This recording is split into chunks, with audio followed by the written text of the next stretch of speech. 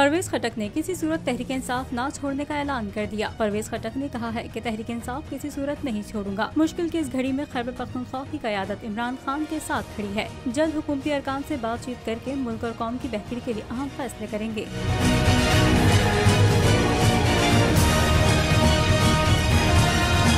तहरीक इंसाफ के सीनियर रहनुमा ने मजीद कहा है कि इस वक्त ग्रैंड मुज़ाकरात की अशद जरूरत है और हमें मुल्क का सोचना होगा, क्योंकि मुल्क में मौशी बेरोजगारी और अमन अमान की सूरत हाल संगीन है। ऐसे में उम्मीद है PDM हुकूमत मुज़ाकरात के सिलसिले को आगे बढ़ाएगी।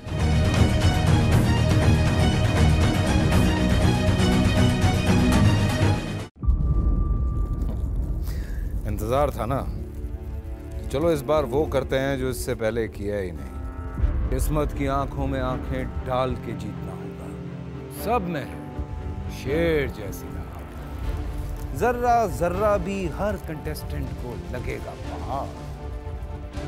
लड़खड़ाना नहीं है, खोल दो अपने पंख अगर आसमान छूना है।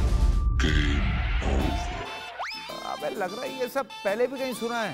एंटरटेनमेंट की गारंटी जनाब, क्योंकि यहाँ खेलोगे कूदोगे तो बनोगे नवाब। खुश रहो पाकिस्तान। खुश रहो पाकिस्तान, बुध और जुमेरात शाम 7 बजे सिर्फ बोल एंटरटेनमेंट पर।